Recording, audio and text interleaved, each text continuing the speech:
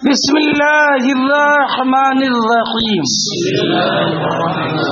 باب السریہ التی قبل نجد. یہ باب اس سریے کے بارے میں جو حضور نبی اکرم علیہ الصلوۃ والسلام نے نجد کی طرف بھیجا تھا. نجد کی طرف سریہ میں نے آپ کو پہلے بتایا کہ وہ دستہ جس میں 400 افراد تک لوگ شریک ہوں اسے سریہ بولتے. حضور نبی اکرم علیہ الصلوۃ والسلام نے مختلف علاقوں میں صحابہ کرام کے دستوں کو بھیجا جنہوں نے اس علاقے میں اسلام کی تبلیغ و ترویج کا کام کیا ہے. سنیں بیٹا، اب یہ دستہ جس کا ذکر چل رہا ہے یہ دستہ حضور نبی اکرم علیہ الصلوۃ والسلام نے نجد کی طرف بھیجا تھا، اور اس دستے میں حضرت عبداللہ ابن عمر رضی اللہ تعالی عنہ بھی تھے. یہ بیان فرماتے ہیں کہ یہ ہمارا دستہ بڑا کارآمد اور کامیاب ثابت ہوا کہ ہم نے اس علاقے کو فتح کیا، اور مال غنیمت کے طور پر ہر ایک مجاہد کو 12 اونٹ ملے. کتنے؟ 12 سمجھتے ہو گے نا، اونٹ ملے. تو یہ تو بطور مال غنیمت کے ملا، اور ہمیں ایک اونٹ بطور انعام ملا. 12 تو مال غنیمت کے حصے سے، اور ایک اونٹ بولو بیٹا بطور انعام. تو کتنے ہو گئے بیٹا؟ تو ہم اپنے گھر واپس آئے، ہم میں سے ہر ایک کے ساتھ 13 اونٹ تھے.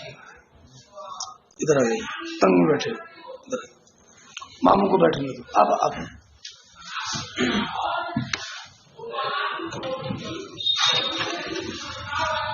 آرام سے بیٹھے.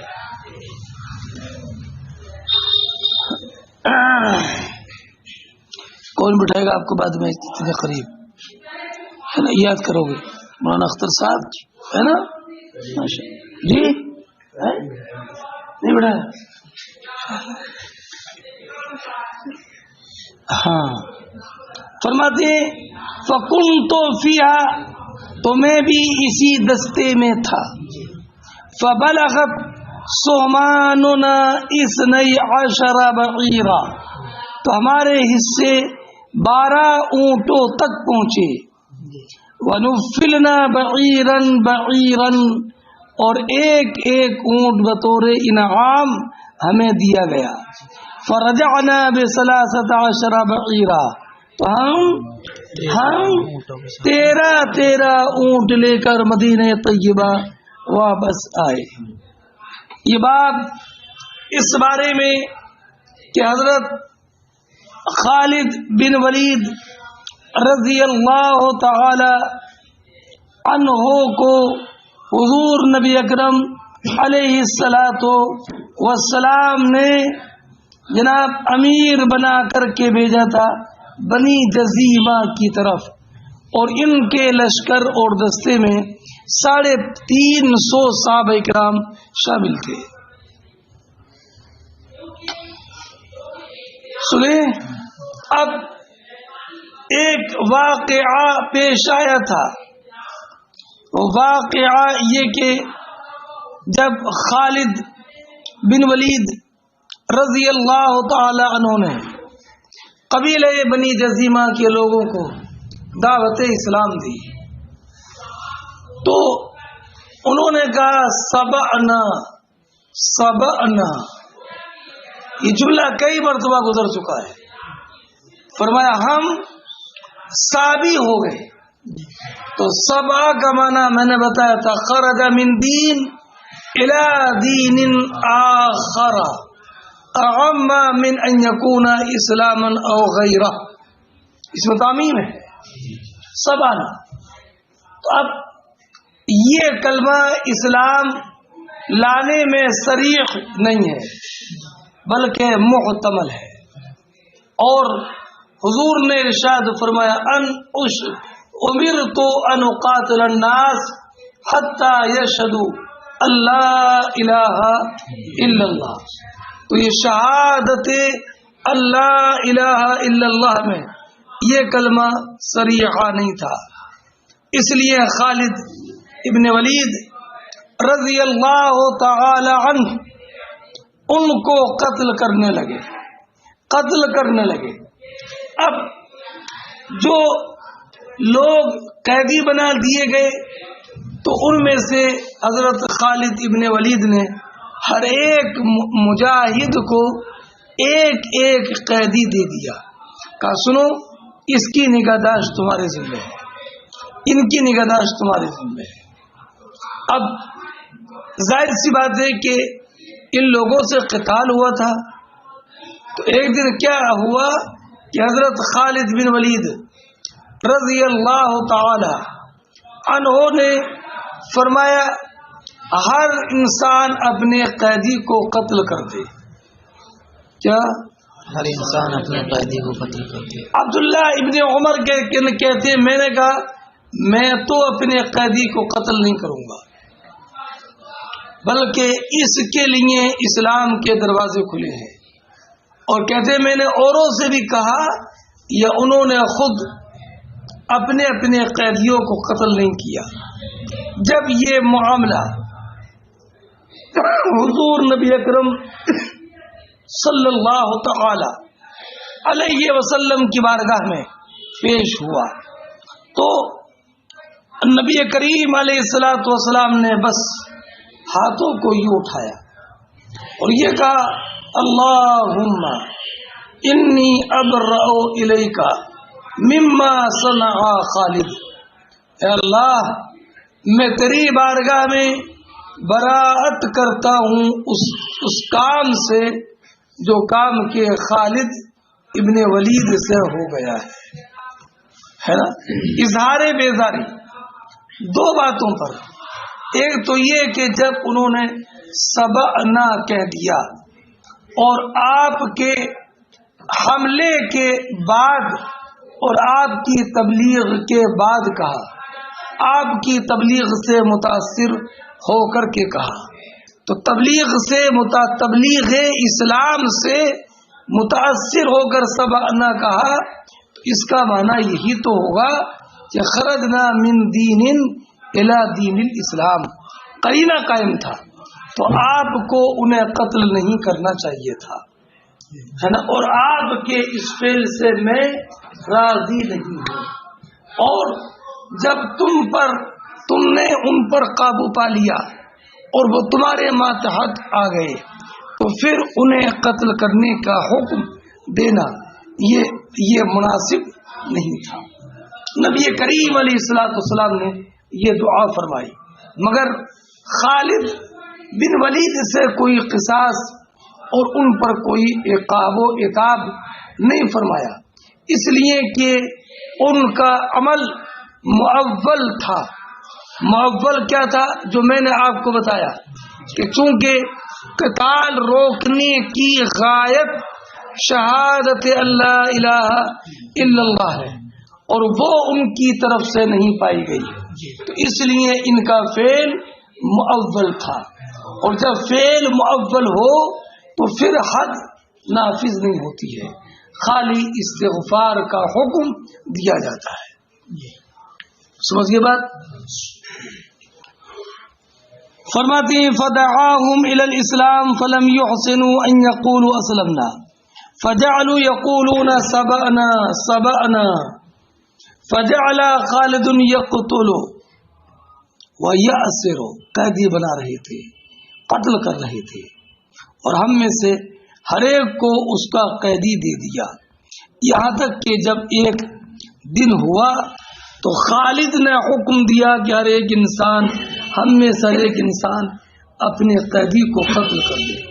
فقلت واللہ لا اقتل اسیری ولا يقتل رجل من أصحابي أسيرا حتى قدمنا على النبي صلى الله عليه وسلم فذكرنا له فرفع النبي صلی اللہ علیہ وسلم، تو حضور نے اپنے دست مبارک اٹھائے اور یہ کہا اللہم انی ابرأ الیک مما صنع خالد مرتین. حضور نے یہ 2 مرتبہ کیا.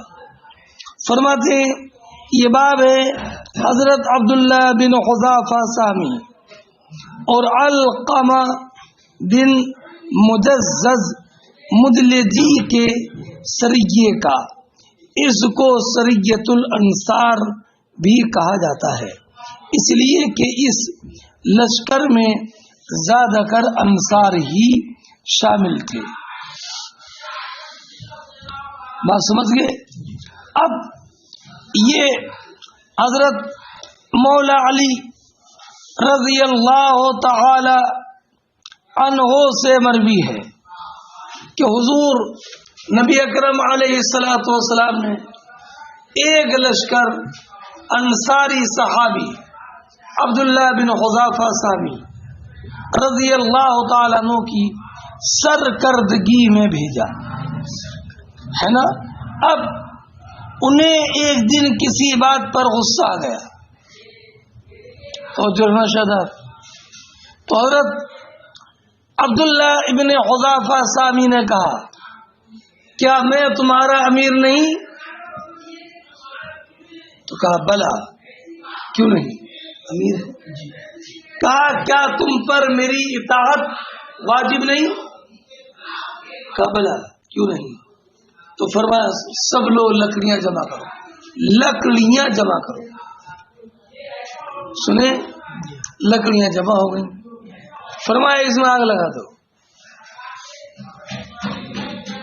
آگ لگ گئی. جب آگ شعلہ جوالا بنی تو فرمایا کہ چلو سب اسی میں کود پڑو، سب اسی میں. اللہ میں جذبہ اطاعت امیر کا عالم یہ تھا کہ بعض صحابہ کرام نے ارادہ کر لیا کہ آگ میں کود پڑے، تو فرماتے ہیں بعض نے بعض کو روکا اور فرمایا ہرگز نہیں، ہرگز نہیں، کوئی بھی حرکت نہ کرے. سنیں جب ان کا غصہ ختم ہوا اور واپس حضور نبی اکرم علیہ الصلوۃ والسلام کی خدمت میں حاضر ہوئے، معاملہ عرض کیا تو حضور نے ارشاد فرمایا لو دخلوها ما خرجوا منها الى يوم القیامہ. کیا اس جملے کے 2 معنی ہیں. لو دخلوها اگر آگ میں کود جاتے تو ما خرجوا منها الى یوم القیامہ، تو آگ سے قیامت تک نہ نکلتے. یعنی آگ میں کودنے کے بعد کوئی نکلتا ہے بیٹا؟ ارے جل ہی نہ جاتا ہے، اور جب جل گیا تو کیا کبھی نکلے گا؟ تو معنی یہ ہوا کہ آگ میں اگر چلے جاتے تو کوئی نہیں بچتا، اور جب بچتا نہیں تو نہ آج نکلتا اور نہ کل نکلتا، قیامت تک نہ نکلتا. ایک معنی یہ جاؤ دخلوها ما خرجوا منها الى یوم القیامہ. ایک تو یہ معنی ہے، بالکل ظاہری معنی ہے.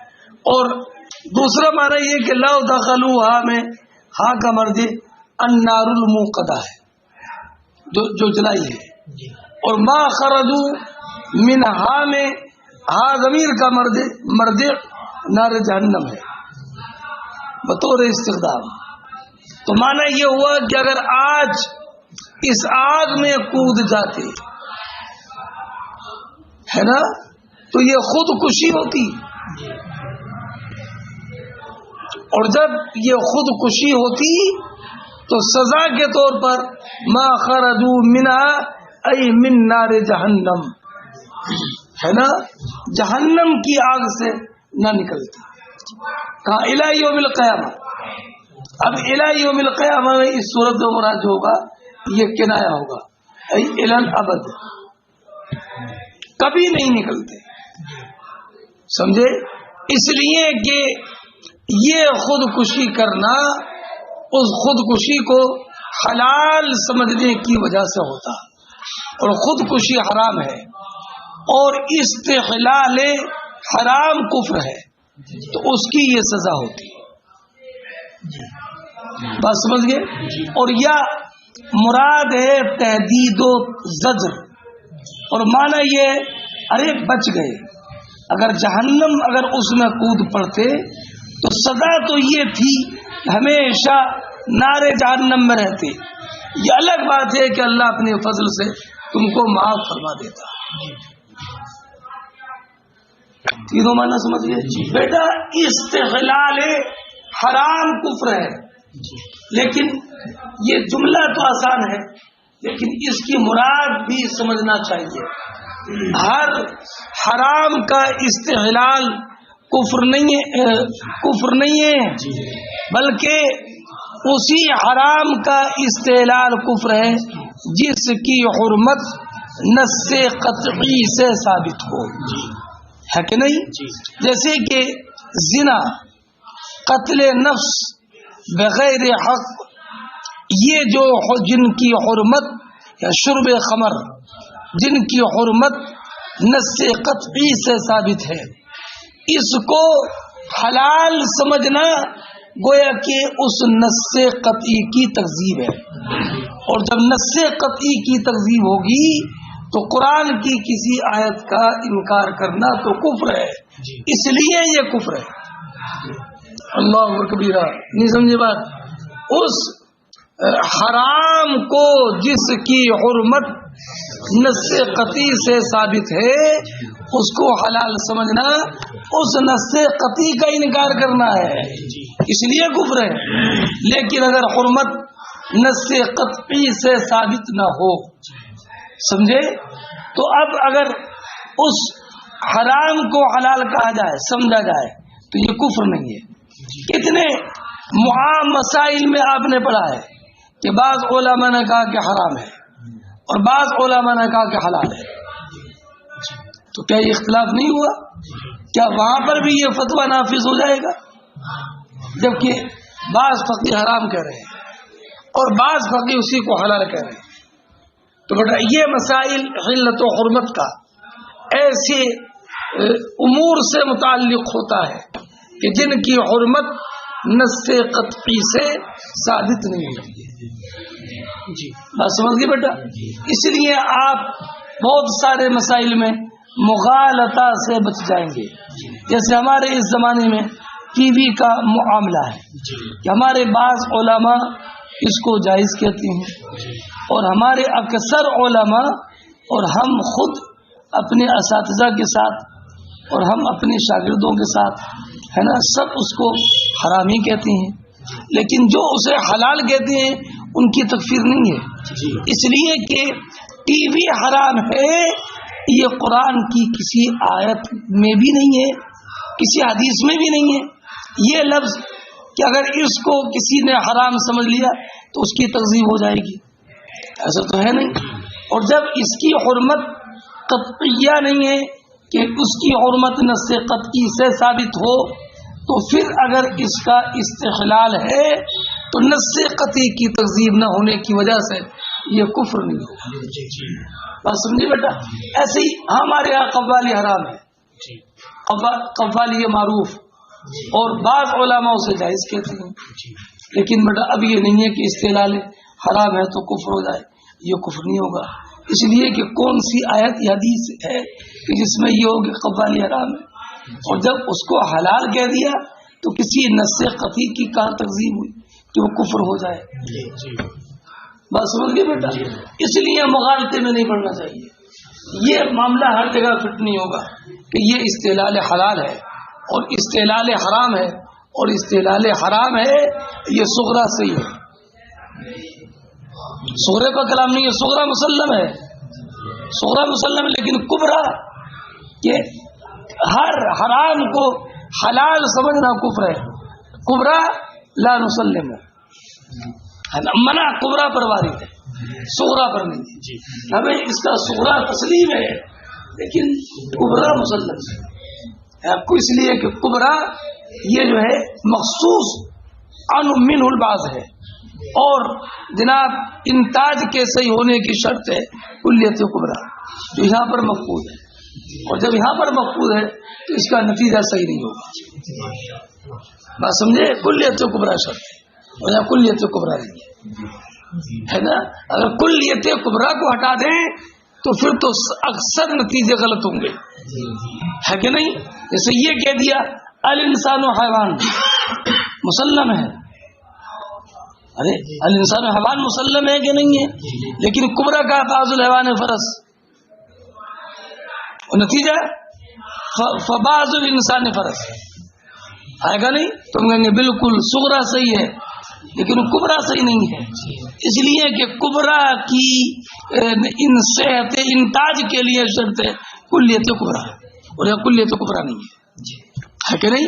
تو یہ جو شرط ہے کلیت کبرا یہ مفقود ہے، اس وجہ سے یہ انتاج صحیح نہیں. بس سمجھ گئے بیٹا؟ اس لیے بہت سارے مسائل میں جو درپیش اشکالات ہیں وہ سب ختم ہو جائیں گے. اب اس کے بعد حضور نے ارشاد فرمایا، ایک ضابطہ ارشاد فرما دیا، الطاعۃ فی معروف. ضابطہ الطاعۃ فی معروف، اطاعت نیک کام میں ہوتی ہے. یہ اب ضابطہ بتا دیا کہ کوئی امیر ہو، کبیر ہو، مامور ہو، کوئی بھی ہو، پیر ہو، استاد ہو، ہے کہ نہیں؟ سمجھے بیٹا؟ ہر ایک کے لیے فرما دیا الطاعۃ فی معروف، اطاعت نیک کام میں ہو. اب اگر نیک کام کے علاوہ کوئی حکم دے چاہے پیر ہی کیوں نہ دے تو اس میں اطاعت نہیں ہے، الطاعۃ فی معروف، ہے کہ نہیں؟ لیکن بیٹا اب کچھ معاملات میں لوگ خدا پرستی کی جگہ پر پیر پرستی کو آگے بڑھا دیتے ہیں. مدرسے کو چندہ دیں گے نہیں کہ نہیں دیں گے، ہم آپ کے اپنے پیر صاحب سے پہلے پوچھ لیں. ابھی پیر صاحب سے پوچھنے سے پہلے قرآن سے پوچھ لیں. قرآن اگر انفاق کا حکم دیتا ہے تو پھر پیر صاحب سے پوچھنے کی اجازت کیا ہے؟ قرآن کریم سے معلوم کیا، یسألونک ماذا ينفقون قل ما انفقتم من خیر فللوالدین والاقربین والیتامى والمساکین وابن السبیل. تو قرآن نے فرما دیا تو پیر سے پوچھنے کی ضرورت کیا ہے؟ قرآن سے پوچھنا پہلے، قرآن نے ہم کہہ دیا تو پھر جناب کسی سے پوچھنے کی کوئی ضرورت نہیں. بات سمجھیے بیٹا؟ اس لیے غلو نہیں ہونا چاہیے. قرآن کہتا اقیموا الصلاۃ، اقیموا الصلاۃ، نماز پڑھو، لیکن پیر صاحب کہتے بھی نماز پڑھنا اب نہ نہیں چھوڑوں گا، میرے پیر صاحب نے کہہ دیا نماز مت چھوڑیے. پیر صاحب سے پہلے تو قرآن نے کہہ دیا، ہے کہ نہیں؟ ارے نہیں سمجھے بیٹا؟ یہ سب معاملات میں اصلاح ہونا چاہیے. فرماتے الطاعۃ فی معروف. ہاں یہ بیٹا ضابطہ ہے، اور اسی کو ہمارے فقہاء نے فرمایا لا طاعۃ لخلق فی معصیۃ اللہ. فرماتے ہیں حضرت ابو موسیٰ اشعری اور معاذ ابن جبل کا واقعہ ہے. ابو موسیٰ اشعری کا نام میں نے بتایا ہے عبداللہ ابن قیس، ہے نا؟ عبداللہ ابن قیس ہے نا. ان کو یہ یمن کے رہنے والے تھے. ان کو حضرت معاذ ابن جبل رضی اللہ تعالیٰ عنہ کو، دونوں کو حضور نے یمن کا گورنر بنا دیا تھا. یمن کا گورنر، اور یمن اس وقت میں 2 صوبوں میں تھا. تو ایک صوبہ جو کہ نشیبی تھا اس کا گورنر حضرت معاذ کو بنایا، اور دوسرے صوبے کا گورنر حضرت ابو موسیٰ اشعری کو بنایا، ہے نا. 2 گورنر، صوبے الگ الگ، اور لیکن حکم فرمایا یسرا ولا تعسرا، بشرا ولا تنفرا، اور فرمایا وتطاوعا. چاروں کے معنی تو ظاہر ہے آپ پر، یسرا ظاہر ہے، لا تعسرا حالانکہ جب یہ سرا ہوگا تو لا تعسرا تو ہو گئی ہے کہ نہیں. لیکن میں نے آپ کو پہلے بتایا ہے کہ یہ سیرا امر کا صیغہ ہے. سنیں والامر لا یقتضی التکرار، امر تکرار کا مقتضی نہیں ہے. یہ سیرا بس کسی ایک معاملے میں آسانی کر دی، ہو گیا حضور کے حکم پر عمل. اب اس کے بعد جناب آسانی نہ بھی کریں تب بھی عمل کر چکے. تو اس لیے فرمایا نہیں یہ سیرا ایک ہی مرتبہ آسانی پیدا مت کرنا، ہمیشہ آسانی پر قائم رہنا. ولا تعسرا، اور آپ جانتے ہیں وَالنَّهِي يَسْتَغْرِقُ الْأَزْمِنَةَ، نہیں تمام زمانوں کو شامل ہوتی ہے، نہیں تمام زمانوں کو. لا تقربوا الزنا، تو کوئی ایسا لمحہ نہیں ہے کہ جہاں پر کہ زنا کی کچھ اجازت ہو جائے. تو لا تعسرا، اب یہ زمانے کو مستغرق ہے، کسی وقت بھی مشکل مت کرنا. اور جب کسی وقت بھی مشکل کھڑی نہیں کرو گے تو لا محالہ آسانی پیدا ہوگی. ایسی بشیرہ بشارت دو، یہ مت کرے کہاں تم اسلام پر کہاں چل پاؤ گے. اسلام پر چلنا تو تلوار پر چلنے سے زیادہ خطرناک ہے. کہاں چل پاؤ گے تم؟ اسلام کی باریکیوں پر کہاں تم عمل کر پاؤ گے؟ ہے نا بیٹا، یہ نہیں ہے اسلام کی باریکی، نہیں ہے اسلام تو بہت جلی ہے. اس نے سمجھا نہیں ہے اس لیے اسے باریک نظر آ رہا ہے، ورنہ ارے نہیں سمجھے. ورنہ یہ بشارت دو، بشارت دو، بشارت نماز پڑھو جنت میں جاؤ گے، روزہ رکھو جنت میں جاؤ گے، سچ بولو جنت میں جاؤ گے، تمام منیات کو چھوڑ دو جنت میں جاؤ گے. بولا ترت نفرت مت دلانا کہ لوگ اسلام کے قریب نہ آئے. تو فرمایا وتطابع، یہ نیا جملہ ہے، وتطابع، اور دونوں مل جل کے رہنا، دونوں مل جل کے رہنا، اختلاف مت کرنا ورنہ یہ اختلاف کا اثر رعایا تک پہنچے گا. تطابع سمجھے، بھیج دیا. اب حضرت معاذ ابن جبل، اب بیٹا دو صوبے ہیں، ایک صوبہ یہ ہے ایک صوبہ یہ ہے اور بیچ میں سرحد ہے. تو جب یہ دونوں اپنے سرحد کا دورہ کرتے تو یہ ان سے ملاقات کرتے اور یہ ان سے ملاقات کرتے، بلکہ دونوں نے اپنے خیمے دونوں نے سرحدی پر لگا لیے تھے تاکہ ملاقات ہوتی رہے اور آپس میں اہم معاملات میں مشورہ ہوتا رہے. اب ایک مرتبہ حضرت معاذ بن جبل رضی اللہ تعالیٰ عنہ حضرت ابو موسیٰ اشعری سے ملاقات کے لیے آئے تو دیکھا کہ ان کے پاس میں کچھ لوگ جمع ہیں. کس کے پاس؟ شاداب سر کام نکل رہا ہوگا، شابش، ابو موسیٰ اشعری کے پاس لوگ جمع ہیں اور ایک انسان وہ ہے کہ جس کے ہاتھ یوں کاندھوں پر بندھے ہوئے ہیں. تو فرمایا کیا معاملہ ہے ابو موسیٰ اشعری، اسے کیسے ہاتھ بندھے ہوئے ہیں؟ تو کہا انہ قد کفر بعد اسلامی، اس کا جرم سنگین ہے، اسلام لانے کے بعد کفر کیا ہے. بیٹا اسلام نہ لانا یہ الگ ہے،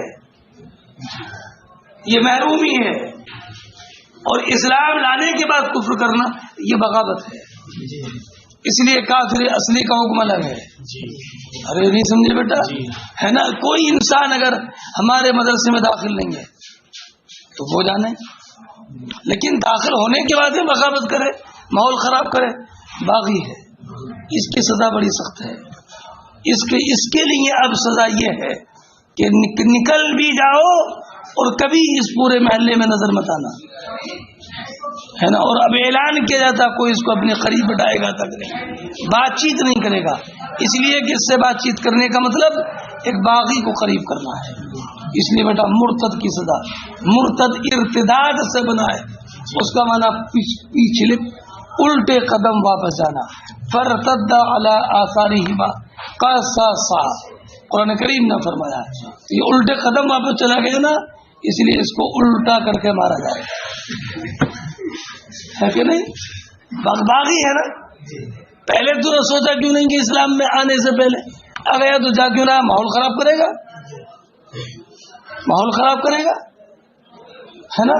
اور بیٹا جس کا خارجہ ہوتا ماحول خراب کرتا ہی ہے وہ، ہے نا. یہ نہیں ہے، وہ نہیں ہے، ہے نا. ویسا ہونا چاہیے، ویسا نہیں ہے. نام ہی نام ہے کچھ نہیں ہے کہ ارے بات سمجھے کہ نہیں، نام ہی نام ہے کچھ نہیں. یہ کب ہوتا ہے جب کہ نام پر لال قلم چلتا ہے. کہتا ہے کچھ نہیں، نام ہی نام ہے کہ نہیں. تو اب کہا یہ اس نے اسلام کے بعد کفر کیا، اس کے سنگین جرم ہے. تو فرما اب کہا تشریف لائیے، آئیے. تو معاذ نے کہا میں نہیں آؤں گا جب تک کہ یہ مردود زندہ ہے. لوگ کہتے ہیں نا کہ اسلام اخلاق سکھاتا ہے، بلا شبہ اخلاق سکھاتا ہے، یہ بھی اسلام کا اخلاق ہے نا. اور جو کہتے ہیں سب کے ساتھ نرمی کے ساتھ پیش آؤ، اسلام اخلاق سکھاتا ہے، انہوں نے اسلام کا اخلاق پڑھا ہی نہیں ہے. کہا تشریف لائیے، اسے تو میں نے پڑھایا اسی لیے کہ اس کو مارنا ہے. تو فرمایا بلایا ہے آپ نے اسی لیے، لیکن میں تبھی آؤں گا ہے نا، ورنہ میں جاؤں گا. اگر تاخیر کی گردن مار دی گئی. ابو موسیٰ شریف تشریف ہے. بات چیت میں کیا ہوا نور محمد؟ کہا معاذ تم قرآن کیسے پڑھتے ہو؟ یہ نہیں تھا کہ بڑی مصروفیت ہے قرآن پڑھتے ہو کہ نہیں پڑھتے ہو، یہ نہیں ہے بیٹا. کیف تقرأ القرآن، مومن سے یہ تو ہو ہی نہیں سکتا قرآن نہ پڑھے، قاری قرآن نہ ہو. یہ بتاؤ قرآن پڑھتے کیسے ہو؟ تو فرمایا اتفوقوا تفوقا، مت پوچھو، میں تو ٹھہر ٹھہر کے پڑھتا ہوں، جب موقع ملا تب پڑھ لیا، جب موقع مل گیا تب پڑھ، جب موقع ملا تب پڑھ لیا. کہا معاذ تم کیسے پڑھتے ہو آپ بتاؤ؟ تو فرمایا میری مت پوچھو، میں تو پوری رات عبادت بنا دیتا ہوں. کیسے بناتا ہوں؟ آنکھ کھلتی ہے تھوڑا قرآن پڑھا، پھر سوتا ہوں، لیکن نیت یہ ہے آنکھ کھلے گی تو پھر پڑھوں گا، آنکھ پھر کھلی تو پھر قرآن پڑھا، پھر نیند آنے لگی پھر لیٹ جاتا ہوں، اور پھر نیت ہوتی ہے آنکھ کھلے گی تو پھر پڑھوں گا، پھر آنکھ کھلتی ہے پڑھتا ہوں، پھر لیٹ جاتا ہوں، سوتا بھی رہتا ہوں، قرآن بھی پڑھتا ہوں.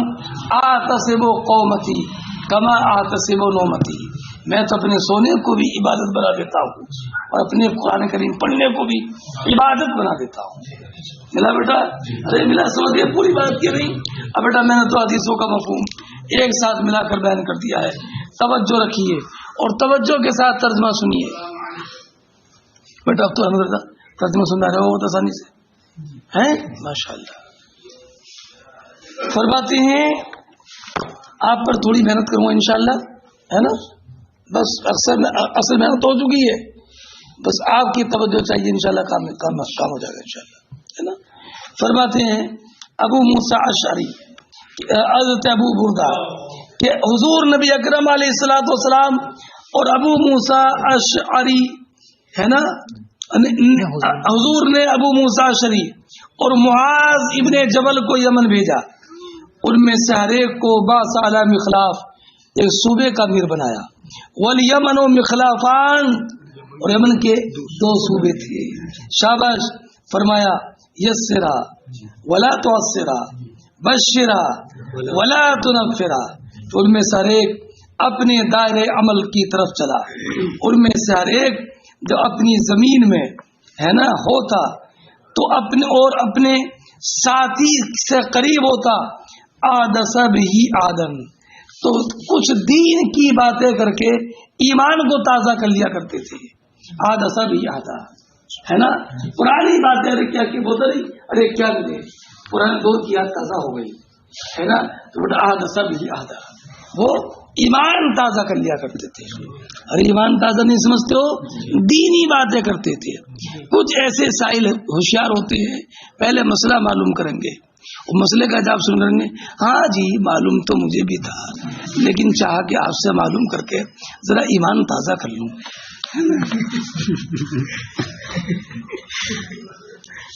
اسی بہانے آپ سے بات ہو گئی ہے نا، مسئلہ تو مجھے بھی پتا تھا، ہے کہ نہیں. ایمان تازہ. اللہ اکبر.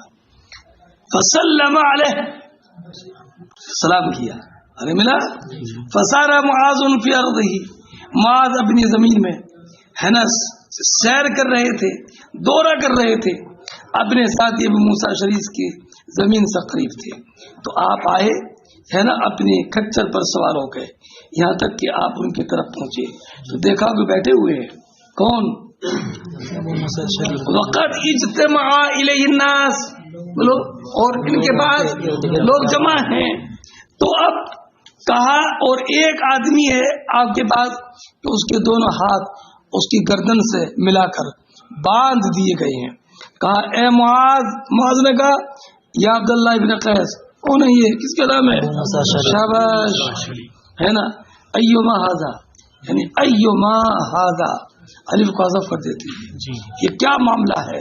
کہ ھذا رجل کفر بعد اسلامی، قال لا انزل حتى يقتل، قال انما جیء به لذلك فانزل، ان کو تو لائے اسی لیے گیا ہے، آپ آئیے تو صحیح۔ کہ ما انزل حتى يقتل، ملا فامر به حتى فقتل ثم نزل، قال یا عبداللہ، کہ اے عبداللہ، اور عبداللہ یہ عبداللہ بن قیس موسیٰ، کیف تقرأ القرآن؟ قال تفوقوا تفوقا، قال فكيف تقرأ انت یا معاذ؟ قال انام اول اللیل، رات کے شروع میں سو جاتا ہوں، عشاء کی نماز پڑھی اور سو گیا۔ پڑھا آپ نے، عشاء کی نماز کے بعد میں گپ شپ کرنا جائز ہے کہ نہیں؟ اور دینی بات اگر ہو، تعلیم و تعلم ہو، کلمہ خیر ہو، تو پہلے تو پڑھانا پڑھائیے، تو یہ جائز ہے۔ فرماتے ہیں فاقوم، بولو، سو کر اٹھتا ہوں اس حال میں کہ میں اپنی نیند کا ایک حصہ پورا کر چکا ہوتا ہوں، فاقرأ ما كتب اللہ لی، فآتسب نومتی کما آتسب قومتی، تو میں اپنی نیند کو بھی کار ثواب بنا دیتا ہوں جیسے کہ اپنے اٹھنے کو کار ثواب بنا دیتا ہوں۔ ملا کیا؟ جیسے شاباش شاباش۔ فرماتے ابو موسیٰ شریف، حضور نے جب ان کو یمن کی طرف بھیجا تو انہوں نے اپنے، یہ یمن کے رہنے والے تھے نا، فسألہ عن اشربۃ تصنع فی بہا، تو حضرت ابو موسیٰ شریف نے حضور سے کچھ ان اشربہ، پینے کی چیزوں کے بارے میں سوال کیا جو یمن میں بنتی تھی، تو کہا کیا ہے وہ؟ تو کہا البتع والبزر، حضور وہ بتع ہے، مزر ہے۔ فرماتے ہیں حضرت سعید بن ابی بردہ کہ میں نے ابی بردہ سے پوچھا کہ بتر کیا ہے؟ تو فرمائے شہد کی نبیذ ہے۔ میں نے کہا مزر کیا ہے؟ یہ جو کی نبیذ ہے۔ حضور نے فرمایا کل مسکر حرام، ہر مسکر تو بیٹا ہر نشہ لانے والی چیز، نشہ آور حرام ہے۔ اب بیٹا سعید بن ابی بردہ اپنے والد ابو بردہ سے روایت کرتے ہیں کہ حضور نے ان کے دادا کون ہے؟ ابو موسیٰ شریف اور معاذ بن جبل کو بھیجا، تو کہا یسرا ولا تعسرا، بشرا ولا تنفرا وتتابعا، اس میں ہے بیٹا جی، سوچو کوئی یہاں لفظ آیا نہیں ہے، وتتابعا ہے نا، دونوں مل کے رہنا، دونوں ارے بھائی دونوں مل کے رہنا، تتابعا، یہ باب مفالس سے بیٹا، باب تفاعل سے، تشارع خاصیت ہے، اس سے معلوم ہے کہ مل کے تبھی رہا جائے گا جبکہ دونوں چاہیں مل کے رہے۔ تتابعا، یہی چاہے تو بیٹا کب تک یہی چاہے گا؟ اس کی بھی ایک حد ہے نا، لمٹ ہے نا اس کی بھی، ایک دن چاہا، 2 دن چاہا، 3 دن چاہا، لیکن مل کر رہ نہیں چاہتا تو تتابعا نہیں ہوگا، تشارک ہے، دونوں کو حکم ہے، تم یہ چاہو کہ میں ان سے مل کر رہوں اور تم یہ چاہو کہ میں ان سے مل کر رہوں، تب ہوگا تتابع، ہے نا؟ ارے نہیں سمجھے؟ اسی لیے کہتے ہیں، اسی وجہ سے کہتے ہیں کہ ایک ہاتھ سے تالی نہیں بجتی ہے، تتابع ہاتھ سے تالی بجے گی؟ ٹھیک ہے، ہاتھ چاہیے دور جائے، کسی اپنا ہو جائے دوسرے کا ہو چاہیے نا، نہیں سمجھے بیٹا؟ اس لیے تتابع دونوں میں چاہیے، تتابع ایک طرف سے نہیں، تتابع۔ ارے بھائی یہ ہو سکتا ہے کہ یہ نہیں ہو سکتا کہ تعلیہ کا ایسا نہیں ہو سکتا کہ ایک دوسرے کے چائے بغیر دونوں مل کر ہیں. تتابع اس لیے بات تفاول سے رہی ہے. تو موسیٰ شریف نے کہا یا نبی اللہ ہماری زمین کون سی زمین ہماری سرزمین یمن اس میں شراب بناتے ہیں کس سے جو سے جو مصر ہے اور شراب بناتی ہے اصل سے نور محمد جو کہ ہے نا تو کیا حکم ہے تو فرمایا کلو مسلم فانطلق قال معاذ لابی موسیٰ ہے نا وہی کیف تقرأ القرآن قال قائما وقائدا ملا بیٹھے ہوئے کھڑے ہو کر بھی والا راحلتی سواری وتفوقوا تفوقا قال تو معاذ نے کہا اما انا اب میری سنو اس میں یہ کہ ابو موسیٰ اشعری نے کہا تم کیسے پڑھتے ہو کہا سنو اب میری سنو ہے کہ نہیں تو اس سوال کے بعد بھی میری سنو یا بغیر سوال کے میری سنو ارے ملا اما انا فانام واقوم فاحتسب نومتی کما احتسب قومتی وضرب فسطاطا ایک خیمہ لگا لیا تھا فجعل يتزاورانی انہوں نے ایک دوسرے سے ملاقات کے لیے آتی تھی. اس سے معلوم بیٹا یہ رشتہ محبت ایسے نپتا ہے کبھی تم آؤ کبھی ہم آئے. ارے نہیں سمجھے یہ تزاوران ایک ہی طرف سے نہیں ہے نور محمد ایک طرف سے گاڑی بہت دن نہیں چلتی ہے کہ نہیں. آدمی جاتے جاتے تھک جاتا ہے کہ بس وہی آخری سلام لو بہت مرتبہ آ گئے تم ہمارے یہاں کبھی نہیں آئے. تزاوران باب تفاعل سے یہ تشارو چاہتا ہے یہ تزاورانی یہ تزاورانی ہے کہ نہیں. سنیں ہاں زیارت ایک طرف سے درگاہوں کی ہوتی ہے مزاروں کی ہوتی ہے. زندے سے ملاقات کرنے کے لیے ضروری ہے کہ وہ بھی اپنی زندگی کا ثبوت دے ہے نا وہ بھی زندگی کا ثبوت دے. تزاورانی آؤ جاؤ اعتزاب تو یقین ہو گیا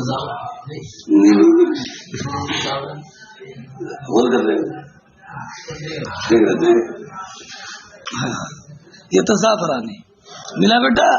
فزارا معاذ تو معاذ ابو موسیٰ شریف کے پاس آئے. فاذا رجل موسیٰ فقال ما هذا قال ابو موسیٰ یہودی اسلم ثم ارتد. فقال معاذ لأضربن عنقا میں تو اس کی گردن مار دیتا اب تک تو بیٹھا یہ آیا اسی لیے ہے گردن مارو تب اترتا ہوں. ملا اگلی حدیث دیکھو سنو. اب ایک واقعہ دوسرا سنو. یہ بات یہاں تک مکمل ہو گئی. جب حضور نبی اکرم علیہ الصلوۃ والسلام حجۃ الوداع کے لیے مکہ مکرمہ تشریف لائے سن 10 ہجری میں تو ابو موسیٰ اشعری رضی اللہ تعالی عنہ وہیں سے حج کے لیے آئے تھے. کیا کہاں سے مکہ مکرمہ. میں نے آپ کو بتایا تھا حج 3 طرح کا ہوتا ہے. کیا افراد حجی کا احرام تمتع خالی عمرے کے بعد حج کا 8ویں ذی الحجہ کو قران ایک ساتھ میں. پھر متمتع کی 2 صورتیں ہیں. ایک کیا ساتھ میں قربانی کا جانور ہے کہ نہیں. اگر ساتھ میں قربانی کا جانور ہے تو یہ عمرے کر کے احرام سے باہر نہیں آئے گا جب تک کہ یہ اس کی جانور کی قربانی نہ ہو جائے. اور اگر عمرے کے ساتھ عمرہ کرنے گیا اور ساتھ میں قربانی کا جانور نہیں ہے تو یہ عمرہ سے فارغ ہو گئے احرام سے واپس باہر آ جائے گا. 8ویں ذی الحجہ کو حرم سے حج کا احرام باندھے گا. عموماً حاجی ہندوستان کے تمتع ہی کرتے ہیں جی ہے نا. عمرے کا احرام باندھتے ہیں ہے نا. اب چونکہ راستے ہی میں میقات پڑ جاتی ہے تو جب بیٹھتے ہیں فلائٹ میں تو یہیں سے عمرہ احرام باندھ لیتے ہیں. مگر ابھی عمرے کی پابندی شروع نہیں ہوئی ہے باندھ لیا. جب میقات کے قریب سے گزرتا ہے تو وہاں پر جہاز میں اعلان ہو جاتا ہے آپ لوگ اب عمرے کی نیت کر لیجیے. بات سمجھ گئے؟ اب فرماتے ہیں کہ میں بھی پہنچ گیا عمرہ کرنے، میں بھی پہنچ گیا حج کرنے کے لیے. حضور نے فرمایا کائے کا احرام باندھ کائے ہو؟ تو جواب کیا تھا بیٹا آلل تو کا ہلال رسول اللہ. یا رسول اللہ میں نے تو وہی احرام باندھا جو حضور کا ہے. اسے بولتے ہیں احرام مبہم. اب احرام مبہم جائز ہے کہ نہیں؟ تو کتاب الحج میں اس کا مکمل بیان ہے. جو آپ سے چھوٹ گئی ہے کیا چھوٹ گئی ہے چھوٹی جاتی ہے نا. تو اب حضور نے فرمایا کہ تمہارے ساتھ قربانی کا جانور ہے؟ کہا کہ نہیں. تو فرمایا کہ نہیں ہے تو تم بیت اللہ کا طواف کرو اور صفا مروہ کے درمیان سعی کرو اور عمرے کے احرام سے باہر آ جاؤ. اگر میرے ساتھ قربانی کا جانور نہ ہوتا تو میں بھی ایسا ہی کرتا. تو یہ کیا ہوا؟ تمتع ہوا نا. اب موسیٰ شریف فرماتے ہیں کہ حضرت عمر فاروق کے دور خلافت تک تمتع کرتے رہے لوگ، مگر حضرت عمر فاروق نے منع کر دیا تمتع مت کرنا. اب انہوں نے بیٹا ارے ناظرین کیا ہو گیا؟ اللہ اکبر کبیرہ. کیا کر رہے ہو ناظرین؟ تم کیا پڑھایا تھا میں نے بھی؟ کیسے منع کر دیا؟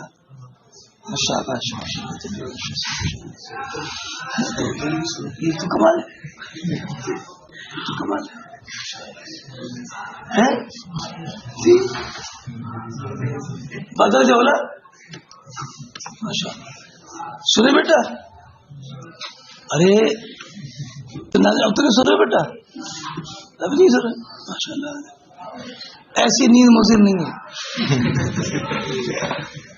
ایسی نیند سے کوئی فرق نہیں پڑتا بیٹا. سو جاؤ بس سنتے رہیے اور سمجھتے رہنا ہے نا. ماشاء اللہ ہمارے بچوں کی نیند دیکھو آپ، سونا بھی ان کے جانے کی طرح ہے. ماشاء اللہ سنو بیٹا اب کیوں منع فرما دیا؟ تو آپ تمتع سمجھیے عمرہ بھی اور حج بھی.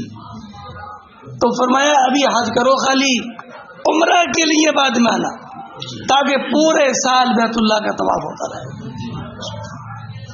ارے تاکہ حرم خالی نہ ہو. ایک وجہ تھی بالکل ظاہری وجہ تھی، اور ایک وجہ یہ کہ عمرے کا احرام کھول کر کے اگر باہر آ جائے گا تو بیوی سے مجامعت جائز ہو جائے گی. اب 8ویں ذی الحجہ کو جناب حج کا احرام باندھ رہا ہے تو وہ اس بات کو نہ پسند کرتے تھے کہ آدمی رات میں مجامعت کرے اور صبح کو حج کا احرام باندھے. فرمایا یہ مت کرو، حج ہی کا احرام باندھ کر آیا کرو. اس لیے منع فرمایا حضرت عمر فاروق رضی اللہ تعالیٰ.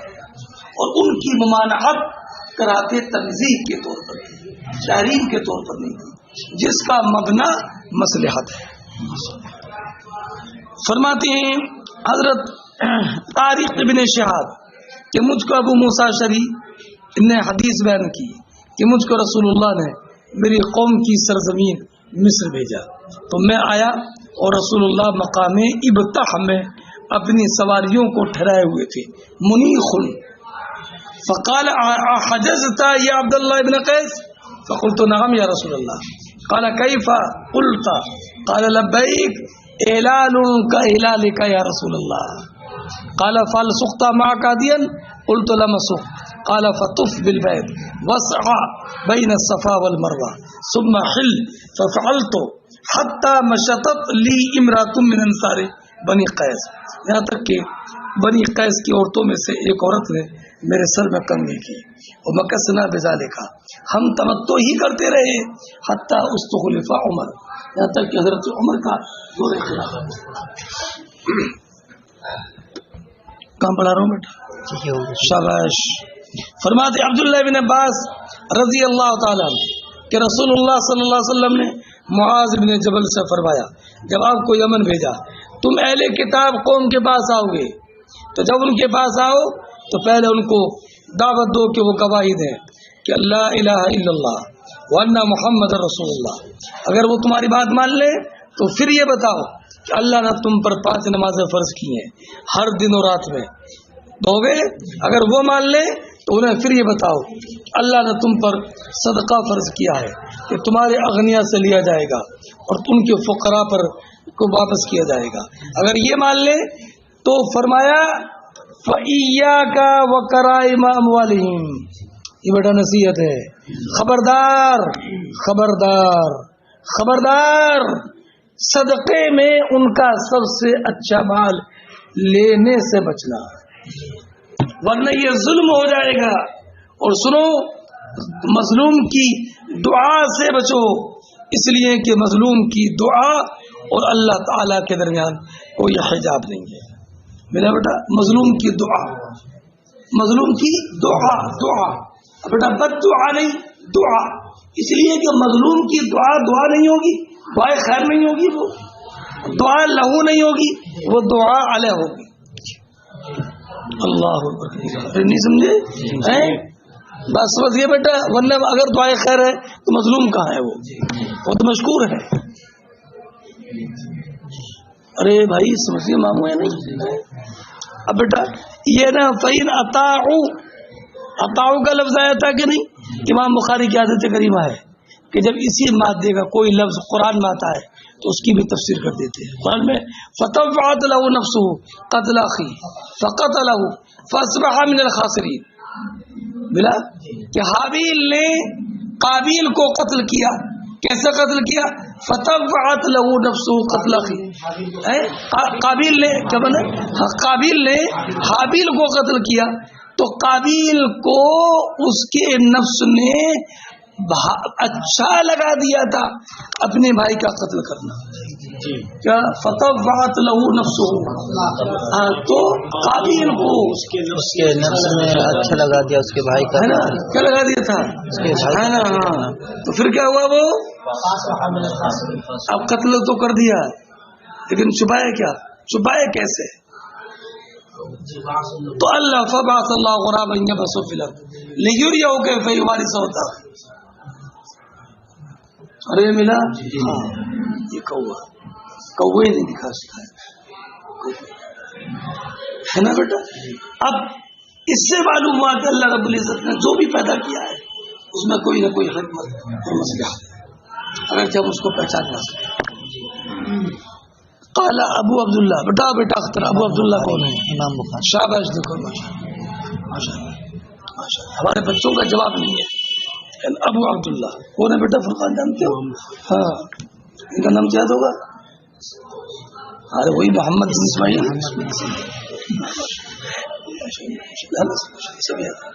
سب یاد ہے ماشاءاللہ۔ طوعت کا معنی طاعت، ثلاثی مجرد سے ہوا، وطاعت بتا دیا کہ طوعت، اطاعت اور طاعت سب کا معنی ایک ہے۔ ارے ملا بیٹا؟ اب بیٹا ثلاثی مجرد سے بھی ہو تو تو بھی ہے بے تو کے وزن پر، اور تو بھی ہے بولو التو کے وزن پر، اور اطاعت تو ثلاثی مزید سے بھی ہے، تو اطاعت یہ سب ہے۔ سمجھ گئے بیٹا؟ آگے سنیے، حضرت معاذ جب یمن آئے اور ان کو صبح کی نماز پڑھائی اور آیت کریمہ پڑھی واتخذ اللہ ابراہیم خلیلا، واتخذ اللہ ابراہیم خلیلا، سنا؟ ارے کیا کون سے بارے میں ہے بیٹا؟ تم بتاؤ گے نہیں سب سے بات؟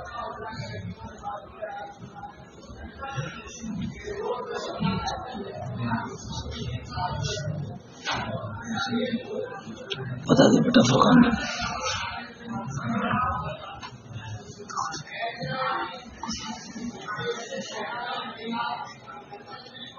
اللہ ابھی نہیں سمجھیں گے، اور بہت حافظ نہیں محمد، تم تو حافظ ہو ہیں؟ شاباش، شاباش بولنا، سچ بولو، ہے نا؟ کیا مانا ہے؟ واتخذ اللہ ابراہیم خلیلا، اللہ تعالیٰ نے ابراہیم کو خلیل بنا دیا، وَلِلَّهِ مَا فِي السَّمَاوَاتِ وَمَا فِي الْأَرْضِ وَكَانَ اللَّهُ غَنِيًّا حَمِيدًا. قرآن کریم فرماتا جب یہ آیت کریمہ پڑھی کہ بیٹا سنو، اللہ نے ابراہیم کو خلیل بنایا. ارے سنیں، اگر ماں کے سامنے کوئی یہ کہہ دے اللہ رب العزت نے تیرے بیٹے کو عالم بنا دیا ہے نا، بالکل اس کا سراپا تن ہمارے خوشیوں کے اپنی ایک کیفیت سے دوچار ہوگا. ایسا لگے گا کہ جیسے کہ مکمل خوشی کا مجسمہ ہے. وہ اتخذ اللہ ابراہیم خلیلا. آنکھیں ٹھنڈی ہو گئی، بیٹے کے بارے میں سنا کہ عالم ہو گیا، آنکھیں ٹھنڈی ہو گئی. تو ایک پیچھے سے بولے کیا قرت عین ام ابراہیم، ابراہیم کی ماں کی آنکھ تو ٹھنڈی ہو گئی. ابراہیم کی ماں کی آنکھیں ٹھنڈی ہو گئی کہ اللہ نے ان کے بیٹے ابراہیم کو ایسا خلیل بنایا کہ ان کے خلیل ہونے کا ذکر نمازوں میں بھی ہو رہا ہے. ان کے خلیل ہونے کا ذکر نمازوں میں بھی ہو رہا ہے. اب بیٹا یہ مسئلہ تو قرات خلف الامام سے متعلق ہے، یہ تو وہاں ہونا چاہیے. یہاں پر کیوں ذکر کیا؟ اس لیے کہ حضرت معاذ بن جبل نے یہ آیت کریمہ کہاں پڑھی تھی؟ یمن میں. کب؟ جبکہ وہ گورنر تھے. کون سی نمازیں پڑھی تھی؟ ہاں، لما قدم الیمن صلی بهم الصبح فقرب اتخذ الله ابراہیم خلیلا فقال رجل من القوم لقد قرت عین ام ابراہیم. بلا بیٹا پوری اس میں حضور نے معاذ کو یمن کا قاضی بنا کر بھیجا. تو معاذ نے فجر کی نماز میں سورہ نساء پڑھی. اب چل گیا وہ بتا کون سے بارے میں ہے نا، امام بخاری بتا رہے روایت کرتے ہیں. یہ چھٹے پارے میں سورہ مائدہ میں نہیں ہے، یہ ہے نا، یہ 5ویں پارے میں ہے. سورہ نساء کا لفظ ہے. سورہ نساء کا آغاز کہاں سے ہو رہا ہے؟ 4 پارے کی قوم سے. فلما قال واتخذ اللہ ابراہیم خلیلا. یہ مطالعہ نہ کرنے کی بات ہے. ایک صاحب نے پیچھے سے کہا قرت عین ام ابراہیم. سمجھئے بیٹا؟ فرماتے ہیں یہ بات اس بارے میں کہ حضرت علی ابن ابی طالب اور خالد ابن ولید کو حضور نے یمن بھیجا تھا حجۃ الوداع سے پہلے. ملا برا ابن عازب کہتے ہیں کہ رسول اللہ صلی اللہ علیہ وسلم نے ہمیں خالد ابن ولید کے ساتھ یمن بھیجا. ملا اور اس کے بعد حضور نے علی کو بھیجا. اور پہلے کسے بھیجا؟